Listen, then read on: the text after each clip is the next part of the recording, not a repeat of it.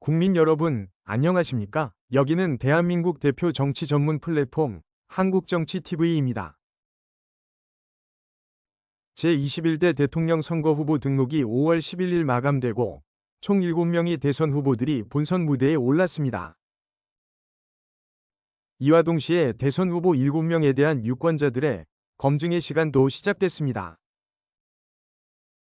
대선 후보에 대한 검증이란 국민과 유권자들이 이번 대선에 출마한 7명의 후보들이 공개한 각종 신상 정보와 대선 공약 등을 꼼꼼하게 살펴보는 것을 말합니다.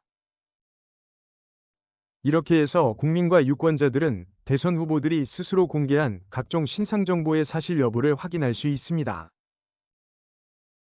또한 대선 후보들의 신상 정보를 비교 평가해서 대한민국 대통령이 될 자격과 능력, 인성, 도덕성, 정치적 비전, 정책 이반과 실행력 등을 고루 갖춘 후보를 선택하고 투표할 수 있습니다. 이것은 국민과 유권자들이 자격 미달, 부적격, 부적합, 무능력한 대선 후보를 골라내고 이런 후보가 대한민국 대통령이 되는 것을 예방하기 위해서 꼭 해야만 하는 필수 과정입니다.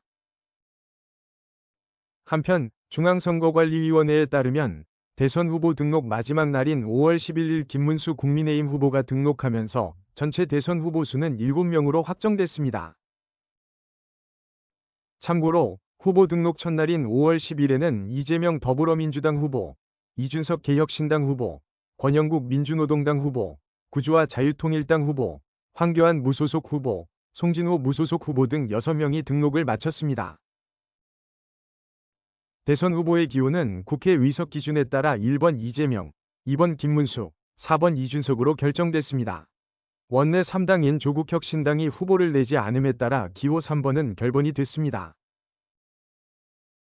이어서 권영국 후보가 5번, 구주화 후보가 6번, 무소속 황교안 후보가 7번, 송진호 후보가 8번을 달았습니다. 무소속 후보 기호는 선관위의 추첨을 통해 정해졌습니다. 한편 선관위는 5월 11일 후보자들의 재산, 납세, 병역, 전과 기록 등 신상 정보도 공개했습니다.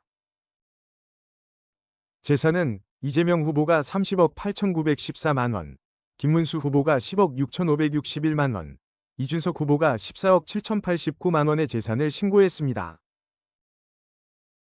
황교안 후보가 33억 1,787만 원으로 가장 많은 재산을 신고했고 송진호 후보가 2억 8,866만 원으로 가장 적었습니다. 전과 기록은 이재명 후보와 김문수 후보가 각각 3건, 권영국 후보가 4건, 송진호 후보가 17건이었습니다. 병역 사항은 이재명 후보가 골절 후유증으로, 김문수 후보가 중2 근치술 후유증으로 전시근로역 판정을 받았습니다. 이준석, 구주화, 송진호 후보는 군 복무를 마쳤습니다.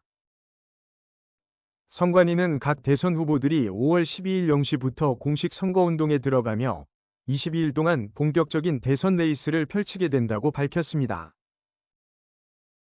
참고로 이번 대선 투표용지의 길이는 21.6cm로 결정됐습니다. 시청해주셔서 감사합니다. 한국정치TV는 국내 최초로 탄생한 중립적, 객관적, 과학적, 불편부당한 독립정치 미디어입니다. 여러분의 구독과 알림, 자발적인 후원은 채널의 제작과 운영에 큰 힘이 됩니다.